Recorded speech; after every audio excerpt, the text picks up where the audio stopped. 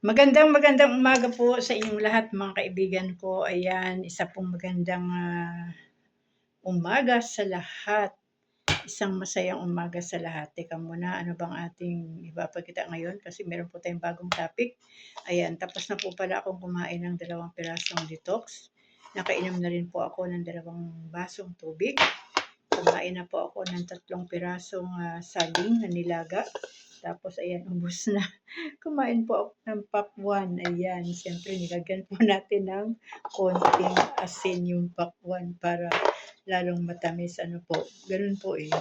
Pag nilagyan po ng asin yung pakwan, tumatamis lalo. At least may maalat konti ano po. So, ngayong umaga po, iba po ang ating topic. Ayan, may nagtanong po sa akin, Ma'am Rayleigh, ano ba ang ginagamit mong bra? Nagbabra ka pa ba? Okay. Ang tanong ko po, nagbabra po talaga ako. Minsan nga kahit tulog ako, nagbabra pa ako eh. So, yun.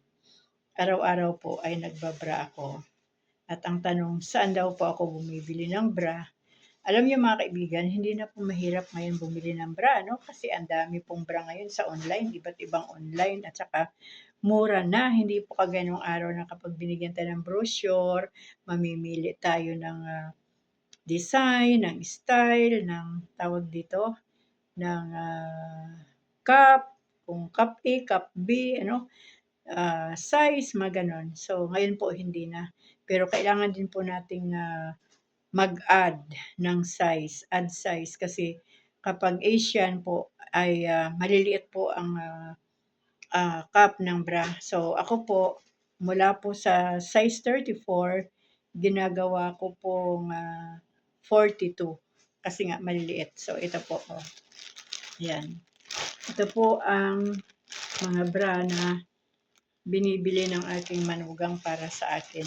Ano po ito eh, 5 piraso po ito. 1, 2, 3. And then po yung isa, yung brown and stripe. Yung isa ay nandoon din. At marami po akong mga bra mga kaibigan. Alam niyo po kung bakit. Pang protection din po ito eh. Ako po kasi maano po ako. Hindi ako mahilig. Hindi ako maingat gumalaw.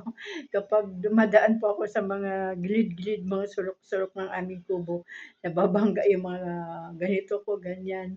So, kapag may protection po ang ating dibdib, ano, nakabra tayo, mabangga man siya, at least hindi po mapupuruhan. So, yun. Ito po ay size 42. Maganda po mga kaibigan ang bra na to kasi hindi po siya masakit dito. Hindi po siya masakit, hindi po siya mahigpit. Yung kanya pong garter ay okay lang. Tapos yung kanya pong foam ay okay lang din. So kapag, ayan, mag-model muna ako ng bra. Yan ang aking manugang, siya ang bumibili nito. So, yan. Pag ano po, pag size ano, kasi minsan talaga no, kapag yung mga groggy na no ang breast ano, yung kabila size 36, yung kabila size 32 na lang o 34 na lang.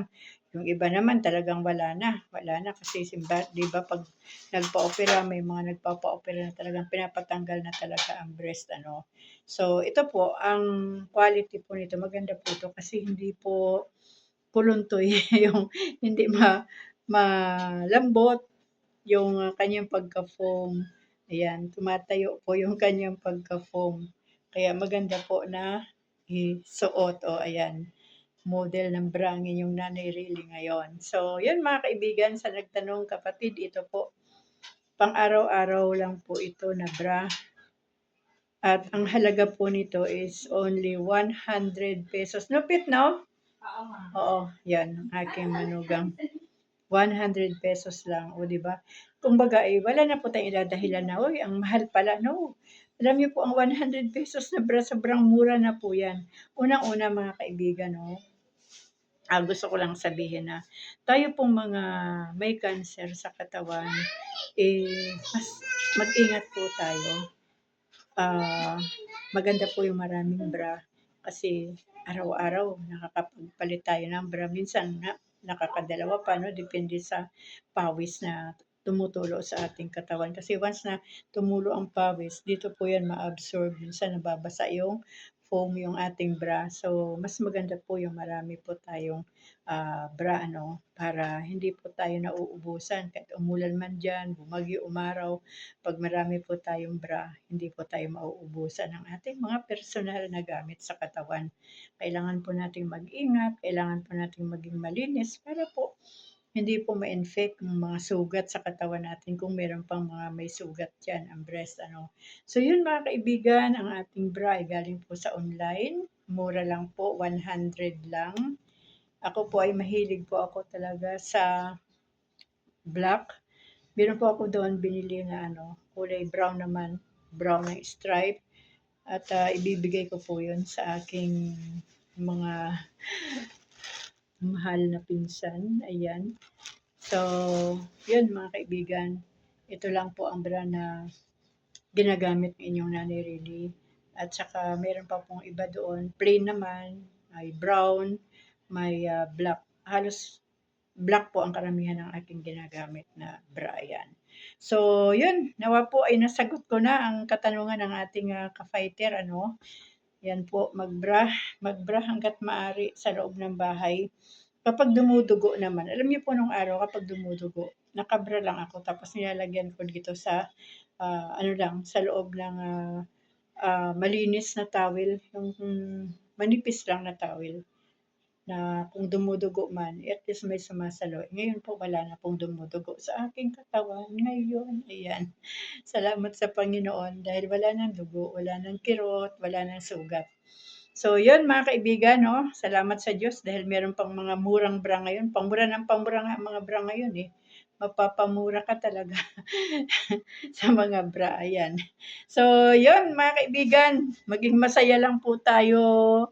Ngumiti lang po tayo, tumawa lang po tayo. Basta may nakakatawa, tumawa po tayo. Pag walang nakakatawa, wag po tayong tumawa. Nakakatawa po yun.